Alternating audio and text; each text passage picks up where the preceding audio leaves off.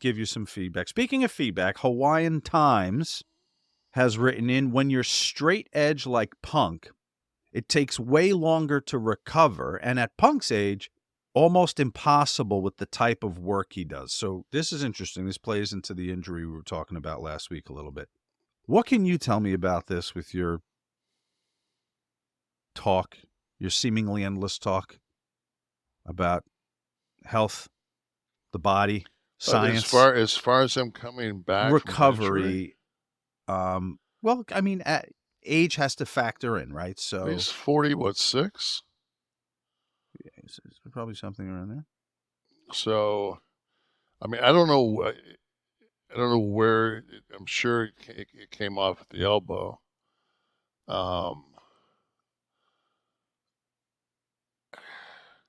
Depends on how the degree of the tear. They just drilled a hole and wove it through and put it on a screw. It just depends on the tear, how it was reattached. When you Like tore yours, what was the science behind? How was that reattached? they drilled a hole and put it through. Okay. And God, the fucking arm. That's got to be the worst injury. You need it for everything in the ring. There's nothing you can do to hide to work around that. Right. You need your arms for everything. It's crazy too. Is like, well, because I didn't take hardly any time off, and What year was that? I was a champ. So 95. 94, 95. Right. Yeah. So I mean, I was the champ. So I mean, it was just like, fuck, I could take time off. We had to pay. You were obviously told this was against doctor's orders, right? Obviously, to go back. So I went to, like, we were on USA then, and I went to a thing with Vince, and Medusa went with us. It was me, Medusa, and Vince, and I had a brown and black kind of checkered sports coat on with a pair of black pants and a black shirt, and it was numb as fuck. My arm was numb, and I went and used the restroom, and the guy next to me goes, "You all right, bro?" I said, "What do you mean?" He goes, "Your hand." I looked down, on the side of my hand was just fucking, like, from here over was just blood, like, dripping. And I looked at my jacket, was saturated with blood. So I'm like, oh, fuck. So this, like, thing's like split open, while I'm sitting the here. Scene at Scarface after Tony Montana runs out of the club. Right, exactly. Suit jacket on, yeah. Whoever said you was a cop. So the guy leaves, and I'm like, oh, fuck. So, of course, you'll remember this. Some people won't. But in the old days, they had the gimmicks where, when you dried your hands, they were cloth. Mm-hmm. The thing that you pulled was like was a cloth thing, and they would actually reuse those, clean them and reuse those. So I had a little tiny knife.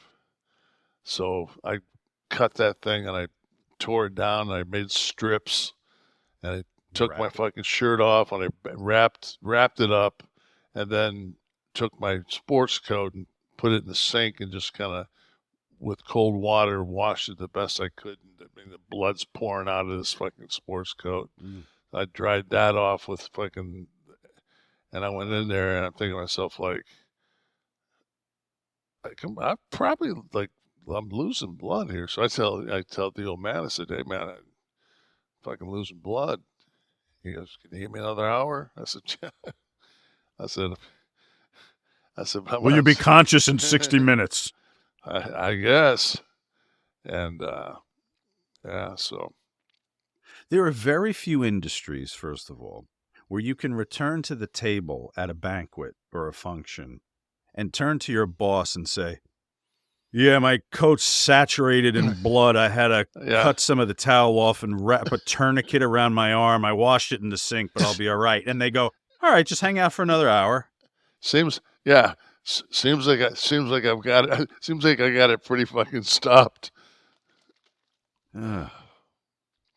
And then I go back to my hotel room. And I just go to bed, and I wake up the next morning, and it looks like fucking Godfather with horse All in over the the bed, sheets, right? blood everywhere. Frank Fitzler says, I'm not sure if he wasn't already injured from AEW, referring to Punk. First matches were Dark against Dom, then first TV spot injury. Drew playing on it, other wrestlers as well, and let's not forget, if he didn't show up in Chicago that night, the fan interest would have dwindled. I'm thinking they have him recovering and are getting some WWE growth hormones and vitamins like Hogan took, pumped through him so he can return like AJ and Orton. Possible that he's been hampered by an injury much longer than we were told? I mean, not to be a dick, but I play one very well. Didn't look like when he came back that he was, as they would say in the Hogan era, hanging and banging, brother, in the old weight room. Looked like he was on pretty much a pear diet. So could be the case, we're saying. yeah, hey, we're all workers, right? Jem, I like Kevin's laid-back attitude and the fact that he doesn't give a shit about what the haters think. There are way too many pumped-up Joe Rogan wannabes out there. Cough. McAfee. Cough.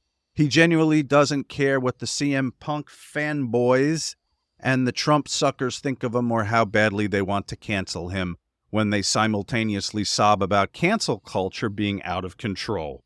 It's refreshing. Tim the Gem kind of gets it, Kev. Yeah, I just,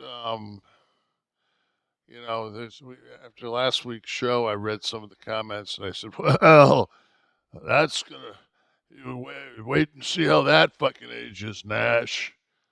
I'm like, well, fuck, man, if you put that motherfucker in some French oak, it might age well. You, you never know.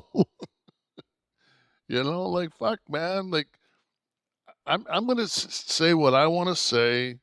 I'm not trying to fucking, not trying to be anybody's fucking pal or buddy. This is your show, right? I mean, people want to know what's on your but at the same mind. time, it's like you and I, you gotta fucking go to Sacramento tomorrow. Yes, you got shit you could be doing right now. Mm-hmm. I could probably be watching an NBA game. I'm just saying. I could have my feet up on the fucking couch watching the Pacers. But no,